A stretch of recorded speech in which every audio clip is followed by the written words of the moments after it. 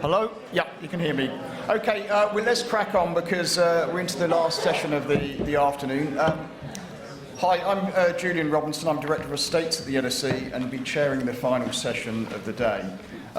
So we're now on the last lap, but hopefully you'll make it through the next, I think we're going to say 35 minutes now because I'm determined to finish by 5:30. I'm joined today by Anne Allen from the University of Leeds in the centre, Chris Berry from the Windsor Academy Trust, who's to the far left, and to the right of Anne is Crawford Wright from the Department for Education. What I'm going to do is ask each of the panellists to make a pithy 8-minute reflection on their respective journeys to net zero, highlighting the key challenges and takeaways, lessons learned, and then the pointers for the future. This will then be followed by around about now 10 minutes of Q&A before wrapping up. So without further ado, I'm going to go across there to Anne. Right. Okay, so Anne, tell us about your reflections on your journey. So reflections on the journey, in a pithy way, I understand now. So, University of Leeds, we have made a very public statement that we will be net zero by 2030. That will leave us open to lots of questions around what we mean about net zero. I'm happy to take some of those questions later on. But I think our reflections on our journey is actually very, very pleased that we came out so publicly with a statement, because that means we have to deliver it. Also, though, very pleased that that came with a budget.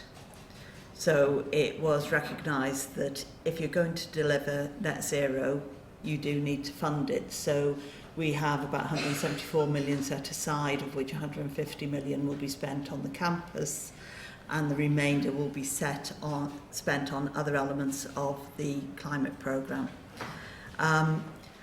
I'm also very pleased that actually we looked at it as more broadly than just net zero. So the university's climate programme has 8 or 9 strands to it, and they vary from governance through investment, through curriculum, through research, and everything in between. So it's not simply net zero is something that is about buildings and those people that do buildings do. It's really being looked at in the round, and I think that is important. Challenges that I think we are facing. I think that when we started it, the programme, the scale and the size of the programme wasn't really understood, and therefore it wasn't properly resourced. There was a little bit of facilities will do it on top of everything else they're doing because they're good at doing buildings. There wasn't a bit of an assumption that it would be about building retrofit, and it would be about how we made our buildings more energy efficient. And actually that has, thanks to an awful lot of research that was done, and anybody who was in the presentation a couple of sessions ago might have seen Bureau Happel talk about the analysis and the level of analysis that was done. And that idea of buildings first got turned completely on its head, so it's now energy first. And what we are looking at is actually how we source our energy as the key driver to hitting 2030. By 2050, it has to be the retrofit as well. But by 2030, actually, let's get our energy sources from the right places. Things that I think we would then also say we learnt is we made a big shout about it. All our students went, brilliant. And then they had 2 or 3 years when they saw nothing. Because as we all know in this room, it takes time to do the analysis, it takes time to design the schemes. And we have had a lot of criticism as to why we're not spending our money quickly enough. So I've sat in a lot of these sorts of rooms with many of our students on occasions when they've been occupying them, to explain why you actually have to design something properly and then you deliver at pace. So there's a huge piece around communication which we've had to learn about. And we're now got lots of big drills doing stuff in the ground for thermal energy, and that's getting everyone very excited, including some of our researchers. The other thing I would say that we got right, although it doesn't always feel like it's right, is we are fortunate to have some amazing researchers in this area, and we are working very closely with Beckett's as well, Leeds Beckett, and there is a group of them who every year analyse what we're doing. So we have a peer review every year. The day before going into that peer review is slightly nerve-wracking, but actually there's not very often that you get the opportunity to sit in a room with some of the leading academics in all of these different fields who are grilling you but are also there to help you think about the things that you haven't thought about. So it's an incredibly rich source of knowledge for us. Piers Foster, who is chair of UK Climate Commission, is one of our researchers. Why wouldn't you make the most of that opportunity? So I think that's one of the areas where we got things right. I guess if I was going to say 2 or 3 things to close with, one would be to be flexible around thinking about how you're delivering, because this is changing every day. So flexibility in the approach, we turned ours completely on its head. Secondly, to have a plan. We are delivering to the plan, but what that's allowed us to do is to take net zero and to put it into bite-sized, achievable bits. It is daunting, net zero. So I think being able to have that bite size is important. And thirdly is to look around and see what everyone else is doing and to learn from everyone else. There's amazing knowledge. There's amazing knowledge just in this room. But none of us know how to do this. So we're all learning as we go along. I was going to say we're all making it up as we go along. And I think we are to a certain extent because, do you know what? We haven't had this situation before. So sharing our knowledge and learning and being really open when we get it right, but really open when we get it wrong, is going to be the way that we will get to 2030, whether it's your targets 2030, 35, 40 or whatever, we'll get there more effectively by being willing to share knowledge. Thanks, Anne. So from a sort of multi-million Russell Group university to a little old multi-academy trust. Chris, what's your reflections? A lot less funding than the university sector. Not as many buildings. No. I think it's just good to set a bit of background for you. So we're a multi-academy trust based in the West Midlands and Staffordshire. We are now 15 schools. We grew from 9 schools in September 23 to 15 schools now over the course of the last 6 to 9 months, with 1,300 staff serving 9,000 children. We're predominantly in underserved communities, and our moral purpose is to unlock the academic and personal potential of all those students. And I think it's key to understand that piece and to understand our trust strategy from the exec team and the board of trustees around what we do around sustainability. So sustainability does form one of the 5 big moves in our whole trust strategy. So we have high-performing schools, staff talent, developing the best workforce we can, civic leadership, sustainability, and our reach as an organisation, both internally and in the communities that we serve. And I think that's the key point. I think Matt said it earlier about the vision of sustainability in your organisation. It's got to be there from the top all the way through. And I think what we've found and what we've seen is from our CEO and our trustees, that vision is there and it's held by all, but equally it comes from the bottom up and it comes from our students, and it's the students that are driving part of this strategy in the main above beyond what we can do ourselves to implement it. In doing that, we then have a sustainability strategy that has evolved over the last 4 years, and decarbonisation is a key part of it, which I'll come on to in a second. but it's more of a holistic strategy, and it's evolved using the UN Sustainable Development Principles, the bioregional One Planet Living Principles, and we've kind of come to a point now, an inflection, of using the DFE climate and sustainability strategy as the 5 key pillars, but then adding the UN goals and the bioregional goals in between those 4 or 5 areas. So in reality, our students drive us to deliver what we need to deliver from climate education. We work with our students, and we do green skills and careers. We believe that all industry will have green skills involved in it in the future, and probably does now. So it's not a new thing to be doing. We need to make sure our students are developed and built and taught and educated to understand that as they move forward. One of the key catalysts 4 years ago was around decarbonisation, and it was through the public sector decarbonisation scheme that we were able to invest £2 million at the time with the support of Barker Associates to develop the projects and the schemes where we replaced LED lighting across our estate of those 9 schools at the time. We invested in solar panels in our secondary schools. And so the PSES supported it, but we invested in our school condition allocation as well in that area. So what that's done for us as we drive through the next 3 phases, again, we managed to get funding from PSDS for some air source heat pumps in phase 2 and 3. But that's more of a exploratory area for us, because actually improving the thermal performance of the buildings and putting the PV on the roofs. PV has supported us not needing as much energy from the grid, which at a point where energy prices were rising so highly gave us a massive benefit. But actually where we are now is in a much better place than we would have been then. I think from a delivery perspective,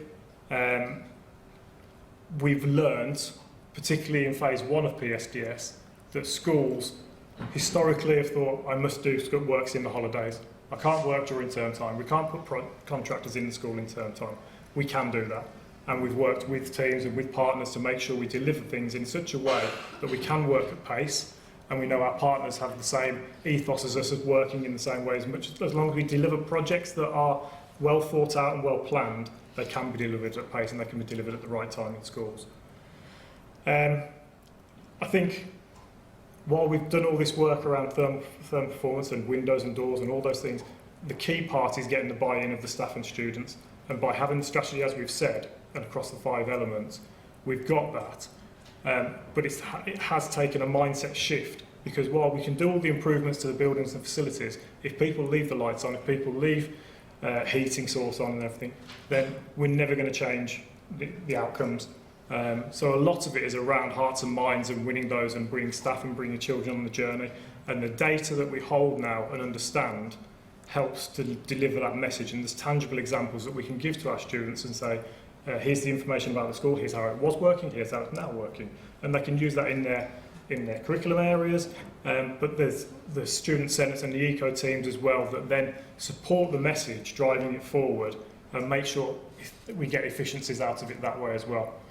I think one of the key findings for me was through the work with Barker and through the data is that we established that I think not just our schools but the majority of schools will be using around 40% of energy during the school opening times. So 60% of energy has been wasted outside of those hours. Now I accept and understand that with legacy estate, energy heating systems sometimes need to come on earlier to get the buildings to temperature. But in reality, we were going way beyond what was needed. So we started to make more and more efficiencies around that. So while decarbonisation is a key part of what we're doing, actually educating our staff and our students and our estate staff and our head teachers to say, this is when you need things on, not just we want things on, was a key part of our journey. And I think ultimately what we've done so far has led to us reducing our carbon emissions by about 30% since 2020. And we've reduced our energy consumption overall by about 15%. So we do have a net zero target of 2030, which is an aspirational target, and I think it is aspirational in the current landscape with funding the way it is, and particularly with our legacy buildings that we have. We've got one new free school that opened in September, and that will be in a far better position than the rest of our schools. But equally, we're on that journey still now. Thank you. Well, I'm now going to turn to Crawford, who's probably got the biggest estate education estate in the country. So, Crawford, what's the reflections on your journey? Because you're trying to do this for the whole sector, basically. We are, but it's in partnership, and we're not, as number of people have said, we're not directly responsible. But at the same time, we hold quite a lot of the cards. And my reflection, thinking about the journey, is the kind of lumpiness of it, which is not helpful to those that are trying to do things within the sector. But to some extent, it reflects the society as we know it, looking back over 75 years. But if I look back over the recent period, so I first got into school design 2006. I was building a very green school in North Devon, Bideford College. The more green ideas we came up with, the more money we were getting from government. And then I came into government to help deliver Academies programme from 2008. And again, we were developing very green schools, as it were, as we described them at the time. And then 2010, we had change of government, we moved into austerity, and we had a new Secretary of State who will remain unnamed for the rest of the afternoon. And we were no longer able to talk about the environment, sustainability or green issues. And in fact, we had to drop quite a lot of standards. We dropped BREEAM, for example. There aren't many fans of BREEAM here, but it was a useful tool at the time to help deliver better quality, more sustainable schools. So those things were dropped, and that stayed for quite a long time. We continued to develop simple school buildings that were lightly serviced and easy to manage, but without a kind of particular emphasis on sustainability or net zero. But I remember the day that I got an email from our then director, John's predecessor, saying, what are we doing about sustainability? And it was at a time where there was a lot of talk about climate change and the COPs and Extinction Rebellion, and suddenly for us the dam broke, and we were able to just suddenly develop a huge range of thinking and ideas around how can we make better school buildings with a kind of sustainability lens. And thinking from then to today, to have our director stand up this morning and talk in the way that he did about our ambitions and all the projects, that's an incredible shift. So that's been quite an amazing journey for us. And it's been in such a short period of time, and it's hard to believe how much we've done in that period. And I kind of are we making, in some sense, we are making it up as we go along, because we're trying to do stuff very quickly, and we put in place new ideas. You see from the range of stuff that John was talking about this morning, the huge range of different things we're trying out, from biophilic schools to net zero carbon standards to the net zero accelerator to our resilient schools programme, which is retrofit pilots up in Bradford. We're trying lots of different things as quickly as possible. We have to allow for some of them to fail or for some of those things not to work. The big example and the biggest thing we did, my colleagues, Herschel was at the top there, who was a colleague of mine at the time, where we went for and asked the Treasury to set a new standard for school buildings that would be net zero carbon in operation, and we were successful in that. We didn't think we'd get it, and it was quite remarkable that we did get it. We're now working, or our partners and our colleagues and people in this room are all trying to work out what that means on the ground for buildings, and there are both good things that have come out from that, and we're starting to see the slightly negative things and working out, well, what will we do next?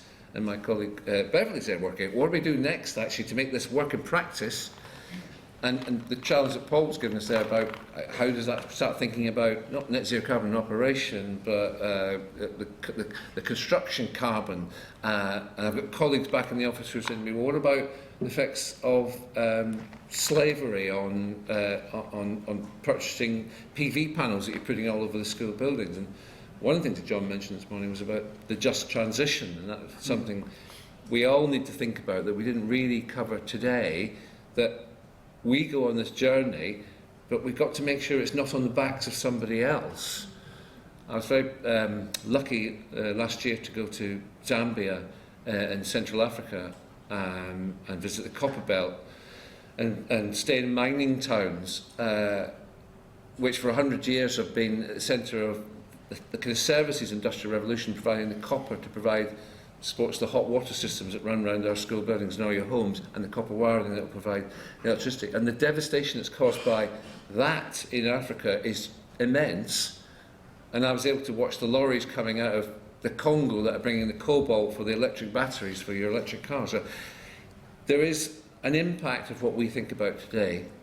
And that's where I'm thinking now about our journey, is to make sure that we understand the complexities of what we're doing and the impact of all those things, and not to see everything just through a single lens. That makes it immensely complicated, but the answers to all this is all in this room, because I've been so impressed by the thoughts and the thinking of everybody today, that it's all here, but we have to balance all those issues out, and that's what we're going to try and do as we move towards the next stages. Thanks. I mean, one question I've got for you guys is basically, if you were starting now, what would you do differently? So maybe I'll go to Anne first. I think we would have certain things debated earlier. So just transition is a really good example. So one of our pillars is just transition. And probably thinking more around local communities and the impact that we're having there. But that sort of came on as an afterthought stream pushed by our academics. I would broaden the conversation out to resilience as well as net zero, because the issue that we have is net zero will help with the climate change, but it's not going to stop where we are now. So we do also have to actually invest in our campuses and in our buildings, because we now have a different climate. We've all seen the storms, etc. So I think that the challenge is that it's got us very focused on one area, which is brilliant. But the thing that I would still do, which doesn't answer your question, but I'll flip to that one, is I would still give ourselves challenging targets. And there's part of me that is adamant we'll achieve ours. But do you know what? If we slip by 6 months or we slip by a tiny amount, we've still got a heck of a lot way further than we would have been without targets. So I'd always keep to that point of have those markers. But yeah, I think it's the breadth and the broadness. And I just think, can we just all be a bit more tolerant and open to those discussions? Because for 2 or 3 years, we were scared on communicating some of the things that we were doing, because we knew our students. So all your students are going to be some of our students in the future. And we were really worried that they would criticise us. Actually, let's just be honest with them, because particularly as new generations are coming through, they understand the issues more than we do. So really more transparent about what we're doing. Okay, what about you, Chris? What would you do differently? I think we're in there's more of a luxury position now, that there is a lot more knowledge out there. There's a lot more understanding of the technologies. There's a lot more understanding of the holistic view. And I think we would set our roadmap maybe slightly differently. There was a slight amount of scattergun approach, because suddenly public sector decarbonisation scheme was available. So let's go for that. Let's go for this. Let's go for the other. But just to have that roadmap and do things in more of a structured way. We're at that point now. We've got, as I say, we were 9 schools until September. We've got 6 schools that are really starting their journey now. So we've got a position now that we can actually put those in the right way, rather than doing it as we've got the experience now of those other 9. So let's make sure that we set that roadmap in the right trajectory for those schools to do things at the right stages, at the right part of the journey. Thanks. Well, Crawford, you must have loads of regrets being in the DFE, so you've only got 5 minutes. So, yeah. I'm kind of thinking that I'm wondering, I've kind of highlighted it already as a way, how do I roll back now from declaring that all new school buildings will be net zero carbon in operation, to do the right thing as opposed to just the headline thing? And I'm not sure that I can, but I need to kind of formulate a way of doing that. And the reason, some of you might be saying, well, why would you want to do that? I think what it's doing is potentially creating the wrong behaviours from our contractors, designers and schools and possibly even ourselves in the solutions for that, they're not effective.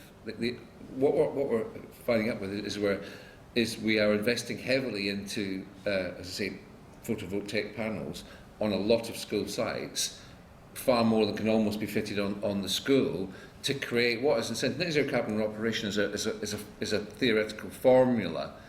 And so a lot of our energy and cost is going into making this balancing act work, as opposed to genuinely thinking about what's right for that site, what's right for the people there, and what's right for the wider society. So I think that is, we went for that because that gave that headline standard, pushed us forward quite a long way, and it gave us additional funding for school buildings and the school building programme, which certainly can't be sniffed at in terms of the size of the programme. But it's hard now to roll back from that. It's kind of fixed position that I've now got to work with. So it's quite difficult. Okay, and from each of you, what one sort of key pointer for the future? So, Anne, what would yours be? We're at the start of the journey. So 2030 is only going to be the start of it. We're already starting to work out how we're going to measure and adapt to scope 3s. All of this stuff, we've got solutions at the moment, but photovoltaics, etc., they're really going to be the answer. What are we doing about capturing carbon? We're just at the start, and sometimes we talk about 2030 or 2040 as if we're going to be able to have greatly finished now. We haven't. Yeah, good one. Chris?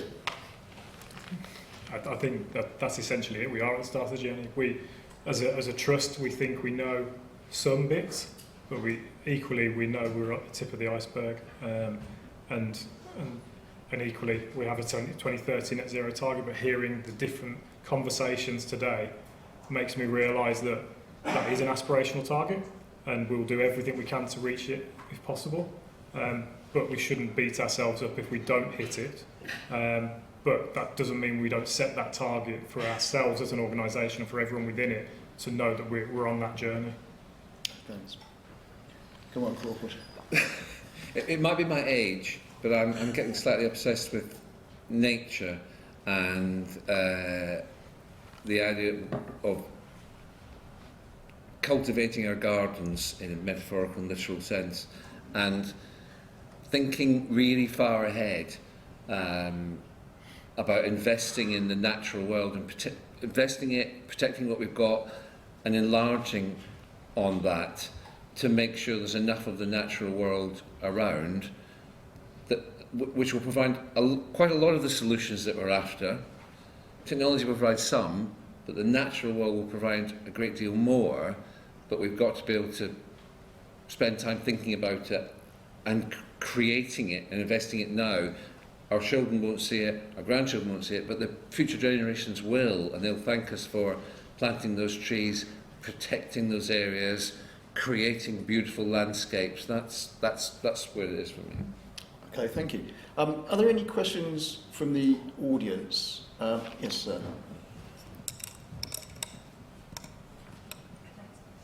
My name's Molly Hawes. I'm the Head of Environment at the University of Oxford, and so I'm interested to hear from Anne especially, but also the others, how you're defining net zero. So, for example, you having reference to things like the Science Based Targets Initiative framework or other definitions. And if you could also touch on whether you're including the embodied carbon of construction, that'd be really helpful. Thanks. So we've not addressed embodied carbon because we're not building anything and we're not retrofitting anything at the moment. So our students would tell me I'm incorrect when I talk about net zero and I should be talking about carbon neutral by 2030, but we're not, we're talking about net zero. We will have some offsetting in our target, about 15%, but what we are saying is that has to be new to Earth. So if we invest in offsetting, it is nothing which is happening already, which for us is quite a challenge because actually we've just planted a new wood, which our researchers are using, and I'm not allowed to use that in our offsetting. That's great. My guys will maintain it for you, but I'm not allowed to use it in offsetting, but that's life, isn't it? So I think, so we have been challenged by our students that it is if I'm going to be correct, it's carbon neutral. My head is saying, do you know what, I don't mind, but let's just do it, and let's do the right thing. And it is scope 1 and 2 for 2030. Scope 3 we will deal with post. It does include travel, which is going to be our biggest challenge out of everything we do, is and it's not commuting travel, it's business travel, it's our academic colleagues in the nicest sense who have to travel the world. So how do we do that in a carbon neutral way? That is the biggest challenge we have at the moment, and we haven't got an answer to that one yet. I mean, Chris, I mean, Scope 3's emissions for you, I think, in a multi-company trust won't be such an issue. You've obviously got the commuting of staff, supply of goods, etc. But it's nothing like a university. But I mean, have you got sort of definitions of your net zero? So our net zero is scope 1 and 2 currently as well. We're exploring scope 3 emissions, and through our procurement policies we're putting sustainability and social value as a 10% weighting in, which isn't massive in the scheme of it, but it's a starting point, and we're starting to position ourselves with suppliers and others that are aligned with our vision. And I think in reality it's more around carbon neutrality rather than net zero, but defining net zero at the moment, there is no one size fits all for it currently. Yeah. And I mean, the DFE, have you come up with a definition of net zero for us all? Oh, well, I think our definition in terms of new school design, I think, is UKGBC, and it's about the primary energy in the school. I think I'm very much thinking about construction and embodied carbon, because that might well shift our position on these. But I'm hesitant now, bearing in mind what I said about when we set a target for net zero in operation for energy within the schools section, and that led to some, not necessarily the outcomes that I wanted. I don't want to go out and set construction carbon targets and find that, for example, a contractor responsible that might be to build me an even flimsier school building that lasts for even less time than the one that I'm currently getting. So I'm wary of that, but I think the potential for, in a sense, setting a carbon budget. Imagine if I set a carbon budget for the DFE or university, and it was related to, and that was then limited how much carbon you could use in total. It would restrict the amount of building you could do. It would shift our position in thinking about net zero quite substantially. So I think there's a lot in that. But I think there's a lot of people obviously running around trying to create definitions and so forth. I think there are lots of complexities around this issue, and I think what I'm asking for is intelligent, complex responses to that, rather than a kind of, we're meeting a definition and we can say, and then we can stick it in our websites and say we're the most sustainable university in the UK, or we're the most sustainable government department. That's where I get wary of the definitions and trying to meet those. What are the things that have created that, and what are the outcomes long term? That's what I'm worried about. Got time for one more question, so Sir at the top. Yeah.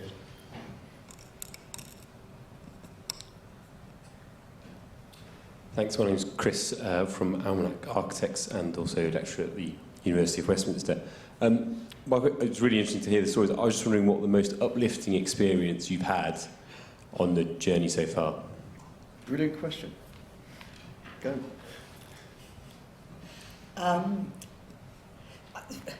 For me, Yeah. it was actually being able to get sign-off of the first lump of money in a business case where it was all about, we're going to go and test things, I'm not going to guarantee to deliver you anything.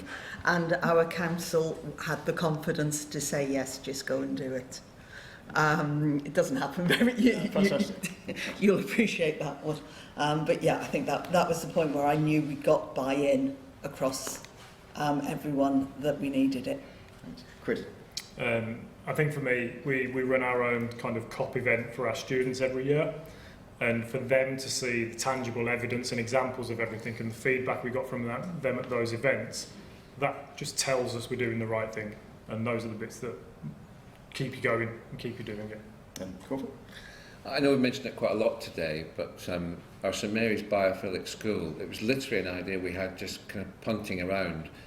And then one day someone rang me up and said, yeah, it's unfortunate for them, they rang me up and said, our school's burnt down in Derby, could you give us some help in advising about the costs and so forth?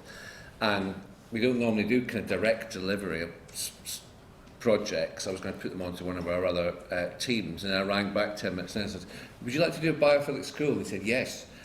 And we opened it in September, and it's an amazing, fantastic school. And as John said, it would be brilliant if we could make them all like that.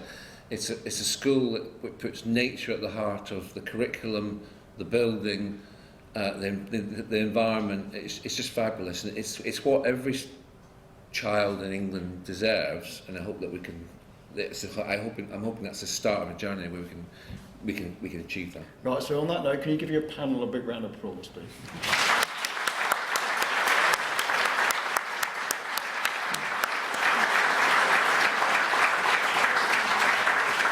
Okay, well, look, I think it's been a fascinating day, and I think the quality of the presentations and the discussions have been really high. So hopefully it's added to your knowledge base.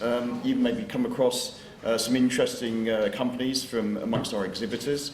And you've gone away with some new ideas on how we might advance our journeys to net zero. We'd like to thank our conference partners again, Emilio Solar Energy, Acalis, Atkins, Realis, Barker, Edison's and Mace, and sponsors Team and TG Escapes for their support. Registration is now open for Education Estates in Manchester in October, so do join us there to continue the conversation. The speakers will be announced next week, and the conference programme will follow. And it's already shaping up to be an excellent 2 days. So I don't know if those of you have been to conferences before, but it really is a worthwhile event. So that's it. Thank you for attending the 2024 Education Estates Net Zero Conference. I hope you had a fantastic day. Safe journey home. Cheers.